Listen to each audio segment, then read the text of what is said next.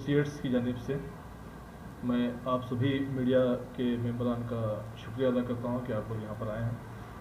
आज की ये प्रेस कॉन्फ्रेंस एडवोकेट एसोसिएट्स, जिसमें जनाब वलीउर रहमान साहब सीनियर एडवोकेट, जनाब सैयद शाहनवाज साहब, मैं सैयद शफीउल्लाह खाजी एडवोकेट और बुशरा मैडम और शेखर एडवोकेट, ये हम 5 लोगों का ये एडवोकेट का एक पैनल है। इसकी जानिब से ये प्रेस कॉन्फ्रेंस रखी गई है। इस प्रेस कॉन्फ्रेंस में सबसे पहले ये बात आप तक पहुंचाना ज़रूरी है कि जब से कोविड-19 का जो इशू हुआ है और उस इशू के फ़ौरन बाद लॉकडाउन, हुकूमत ने और लॉकडाउन के ऑप्शन को इख्तियार किया और पूरा स्टेट बल्कि पूरी कंट्री इस वक्त लॉकडाउन का शिकार है। और जिसके नतीजे में जहां एक तरफ इस कोविड-19 के इशू को टैकल करने के लिए गवर्नमेंट स्ट्रगल कर रही है, तो दूसरी तरफ इस कोविड-19 के इशू के नतीजे में, लॉकडाउन के नतीजे में यहाँ की जो ख़ास तौर पर डेली वेजेस जो काम करते हैं या जो मिडिल क्लास फैमिलीज़ हैं, वो सारे के सारे लोग इस वक्त बहुत शदीद प्रॉब्लम्स से वो दो चार हो रहे हैं। एडवोकेट्स जो बरादरी है, इसमें एक बड़ी मेजॉरिटी ऐसी है जो मिडिल क्लास से ताल्लुक़ होती है, जो बहुत ज़्यादा सेविंग्स या बहुत ज़्यादा एसेट्स अपने पास नहीं रखती। वो कोर्ट को आते हैं, प्रैक्टिस करते हैं, एक नोबल प्रोफेशन में रहते हैं और उस हैसियत से वो थोड़ी बहुत अर्निंग से अपनी ज़िंदगी गुजारते हैं। तो वहीं जब लॉकडाउन हुआ तो ये पूरी कम्युनिटी का एक बड़ा हिस्सा जो मिडिल क्लास से ताल्लुक़ रखता है, वो पूरे का पूरा इससे मुतासिर हुआ। इनके इस मुतासिर होने को सामने रखते हुए हमने सबसे पहले ये कोशिश की कि अपने तौर पर, यानी एडवोकेट एसोसिएट्स और कुछ सोशल ऑर्गेनाइजेशंस और कुछ इंडिविजुअल एडवोकेट्स को साथ में ज्वाइन करते हुए हमने ये कोशिश की कि फर्स्ट हम अपने तौर पर इन पूरे लोगों से इन लोगों को रिलीफ प्रोवाइड करेंगे। जो हमारे जो कमज़ोर जो लोग यानी नीडी एडवोकेट्स हैं, उनको कुछ रिलीफ प्रोवाइड करेंगे। तो हमने अपने तौर पर यह फैसला लिया। शुरू में कोशिश की कि कुछ लोगों को हम फाइनेंशियली सपोर्ट करें। फिर ये ज़रूरत महसूस हुई कि बहुत सारे लोग हैं जिनको ग्रॉसरीज़ का एक ज़रूरत महसूस हो रही है। हमने ये फ़ैसला किया और उस फैसले के बाद में 350 एडवोकेट्स तक हमने रीच की, नीडी एडवोकेट्स तक रीच किया और उनको कम से कम एक 10 से 15 दिन का राशन, जो बेसिक ज़रूरत है, चावल है, आटा है, तेल है और इस तरह की जो ज़रूरी चीज़ें हैं, वो हमने प्रोवाइड की। तो इसके बाद साथ में जो दूसरा प्रॉब्लम हमें यहाँ पर दरपेश है कि ये जो काम हुआ, ये इंडिविजुअल बेसिस पर एक पर्सनल कंट्रीब्यूशन के तौर पर कुछ एडवोकेट्स या सोशल ऑर्गेनाइजेशन से सपोर्ट लेकर हमने काम किया। तो बड़ा मसला हमारे सामने जो है वो ये है कि bar council of Telangana advocates trust, advocate mutually aided cooperative society, ये जो अथॉरिटीज़ हैं, जो स्टैट्यूटरी बॉडीज़ हैं, इनके पास फंड्स हैं, इनके पास ऑप्शंस हैं, लेकिन इस पूरे ऑप्शंस और फंड्स को रखने के बाद भी अभी तक टिल टुडे किसी नीडी एडवोकेट को, इस पूरी फेटर्निटी के जो कमज़ोर जो लोग हैं, जो नीडी एडवोकेट्स हैं, उन तक किसी तरह का कोई कॉपरेशन अभी तक नहीं पहुंचा, किसी तरह का कोई रिलीफ अब तक नहीं पहुंचा। तो हम अपने तौर पर जो कर रहे हैं वो तो कर रहे हैं, लेकिन हमें सबसे बड़ा इशू ये है कि जिनके पास पावर्स हमने दी है, जिन बॉडीज़ के पास इख्तियार है, वो बॉडीज़ अभी तक भी कोई रोल अपना प्ले नहीं करें। अब यहाँ पर तेलंगाना बार काउंसिल की तरफ से एप्लीकेशंस पूछे गए, एप्लीकेशंस उन तक पहुँचे, लेकिन वो एप्लीकेशंस में एक भी एडवोकेट को अभी तक भी कोई रिलीफ नहीं दिया गया। तो ये हमारे पास मुद्दा है जिसके लिए आज की प्रेस कॉन्फ्रेंस रखी गई है। इस चीज़ को हम कंडम करेंगे और हम डिमांड करेंगे, खासतौर पर सीएम केसीआर साहब से हम डिमांड करेंगे कि एडवोकेट फ्रेटर्निटी एक नोबल प्रोफेशन से ताल्लुक़ रखने वाले एडवोकेट्स हैं, इनको आप रिलीफ प्रोवाइड करें, क्योंकि ये लोगों के सामने हाथ नहीं फैला सकते, ये किसी से मदद नहीं पूछ सकते, इन तक आपको पहुंचना पड़ेगा, हमारी जो बॉडी से इनको पहुंचना पड़ेगा, हुकूमत को पहुंचना पड़ेगा और इनके जो बेसिक प्रॉब्लम्स है उसको सॉल्व करने के लिए कुछ स्टेप्स फौरी तौर पर लेने पड़ेंगे। 1 महीने से ज़्यादा टाइम हो गया है। तो इस बात को कंटिन्यू करने के लिए जनाब एडवोकेट कोविड-19 रिलीफ वर्क के कंटिन्यूएशन में एडवोकेट एसोसिएट्स आज जो इक़दाम उठाए हैं, हम तेलंगाना एडवोकेट्स ट्रस्ट के कामों पर हम एतराज़ करते हैं और बार काउंसिल ऑफ तेलंगाना के हेल्प करने के तरीक़ा पर एतराज़ करते हैं और advocate mutually aided cooperative society के अंदाज पर हम एतराज़ करते हैं। आज हमारे 20,000 तक एडवोकेट्स, जिसमें 15,000 एडवोकेट्स जो सो आज भूखे प्यासे बहुत परेशान हाल में गुजर रहे हैं, जिनको हम लोग हमसे जो हो सका उस जितना भी हो सका मॉनेटरी बेनिफिट्स हों दो, ग्रॉसरी किराना हों दो, हम पहुंचाने की कोशिश करें हैं सोशल ऑर्गेनाइजेशन की तरफ से हों दो, हमारी पर्सनल कैपेसिटी में हों दो। और ये हम advocates Telangana advocates welfare trust में हमको 100 करोड़ रुपए जो डिपॉजिट किए गए तेलंगाना गवर्नमेंट की तरफ से, वो अभी तक सिर्फ और सिर्फ डिपॉजिट ही हैं बैंक में, और उसका कोई नतीजा आज तक हमको, कोई उसका फ्रूट्स आज तक हमको नहीं मिला। हम ये डिमांड कर रहे हैं कि केसीआर साहब से, वो बहुत काम कर रहे हैं, आप बेहतरीन काम कर रहे हैं, हर वो तरीके से आप आगे बढ़ के काम कर रहे हैं,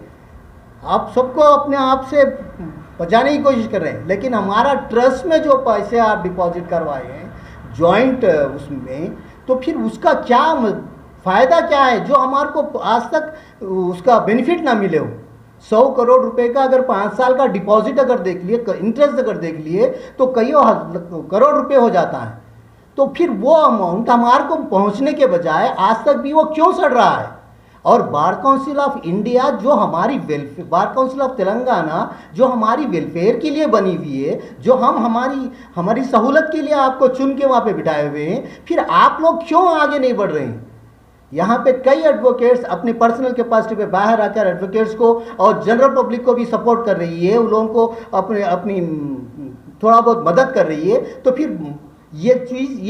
ये बार काउंसिल ऑफ तेलंगाना और एडवोकेट वेलफेयर ट्रस्ट और म्यूचुअली एडेड कोऑपरेटिव सोसाइटी इतने पैसे रख लेते हुए, हमारे पैसे, ये किसी और के पैसे नहीं है, हम जमा करें सो पैसे, हमारे को गवर्नमेंट दिए सो पैसे, ये पैसों को हमारे को इस्तेमाल क्यों नहीं कर रही है। आज ये क्वेश्चन हम आप लोगों से रेस कर रहे हैं, आप लोगों के थ्रू हम लोग ये क्वेश्चन रेस कर रहे हैं। गवर्नमेंट ऑफ तेलंगाना केसीआर साहब से हम लोग अपील कर रहे हैं कि फ़ौरन इसके ऊपर रिएक्ट करें और तेलंगाना वेलफेयर ट्रस्ट के 100 करोड़ रुपए में जितने इंटरेस्ट ही अगर 50 करोड़ रुपए अगर होगा, 50 करोड़ रुपए अगर वहाँ पे जमा है, तो उसको कम से कम हमारे को रिलीफ के लिए हमारे को इस्तेमाल करिए। और हम इसी साथ साथ हम पुलिस डिपार्टमेंट का भी शुक्रिया अदा करते हैं और मीडिया का भी शुक्रिया अदा करते हैं। उसके साथ साथ बहुत बड़ा रोल जो डॉक्टर्स अदा कर रहे हैं, या कोविड-19 के तहत जो पैंडमिक सिचुएशन जो क्रिएट हुआ है, हम वो डॉक्टर्स का भी सैल्यूट करते हैं, डॉक्टर्स को भी, और उन लोगों से भी हम गुजारिश करते हैं कि वो भी और आगे बढ़कर काम करें। और पुलिस वालों से थोड़ा एहतियात बरतने के लिए हम लोग अपील कर रहे हैं कि मासूम लोगों को जो आप मारपीट कर भगा रहे हैं, व्हीकल सीज कर रहे हैं, उनसे हम लोग थोड़ा अपील कर रहे हैं कि जेन्यून लोगों को जो सो ना छेड़ें, जो आवारागर्दी कर रहे हैं उन लोगों को बराबर आप लोग अंदर करें। हम उस पर कोई एतराज़ नहीं कर रहे हैं कि, लेकिन अपने पेट के लिए जो रोज़ी रोटी कमा के जीता है उसके लिए थोड़ा बहुत एहतियात करें और उन लोगों को मारपीट ना करें, वो भी बहुत परेशान है। हम लोग एडवोकेट एसोसिएशन की तरफ से केसीआर साहब को शुक्रिया अदा करते हुए, पुलिस डिपार्टमेंट को शुक्रिया अदा करते हुए और डॉक्टर्स को शुक्रिया अदा करते हुए हम ये डिमांड कर रहे हैं कि हमारे ये फ़ौरन हमारे एडवोकेट्स फ्रेटर्निटी को रिलीफ वर्क दें और उन लोगों को संभाल लें। Advocate fraternity to be united, help each other, treat advocate fraternity as family, because tough times don't last much, tough people do. I believe in this, so I think tough people बनने की ज़्यादा ज़रूरत है अभी tough times को tackle करने के लिए। और I want to put forward the problems of women advocates, because now they are suffering with both household things, they are imbalance हो गया उनके लिए, उनका प्रोफेशन और वो, तो that has to be tackled। and junior advocates जितने भी है,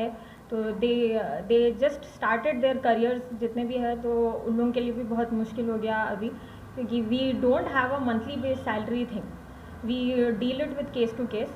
so that is important right now to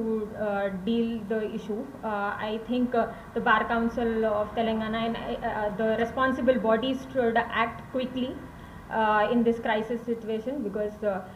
time ख़त्म होने के बाद अगर आप फ़ंड भी दे रहे हो तो उसका कोई नहीं था, वक्त पे ज़रूरत होने के ऊपर ही ज़्यादा अच्छी बात है। वक्त निकलने के बाद शायद उसका उतना एडवांटेज और उसका इम्पोर्टेंस ज़रूरत फील नहीं होंगी। तो अब जब वक्त ऑलमोस्ट ऑलमोस्ट पूरे ईयर में ये बहुत टफ टाइम था, जिसमें already we are dealing with GDP, already we are dealing with different issues, but फिलहाल अभी के लिए फॉर नेसेसिटी हमारी फ़िलहाल सर्वाइवल है। तो सर्वाइवल अब पूरे कलेक्टिवली करना है, एज पर एसोसिएट्स मिलके इंडिविजुअल कैपेसिटी पे जितना करें। We can't reach the whole advocate fraternity, we want to stand united as a family of advocates. So I think this is a right time, they should step up, pull up their socks, start working on releasing funds and help the community, because each community if look after about जैसा doctor community है, आप doctors का देख लीजिए, तो this is how the burden of the government will also reduce if everybody starts taking their responsibilities and their duties properly. I think ये चीज़ बहुत easily tackle हो सकती है। तो thank you. Its trust is a body start actually releasing funds. The entertaining just applications and going through the whole lengthy procedures will not help right now. It's just that they need to simplify the process, make things as quick as possible. They do have, because it is an online banking system, we can transfer the funds easily. I think groceries and all should be distributed, but I think money would work more better in this situation, because even distributing that is also a problem in lockdown. So taking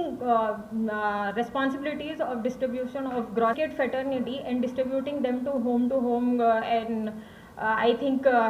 मतलब पूरे जगह distribute करने में lockdown में हमको भी तकलीफ हो रही है। इट्स जस्ट दैट कि because we have to take it, collect it, go area wise distribute करने के लिए we don't want to play with lockdown situations, but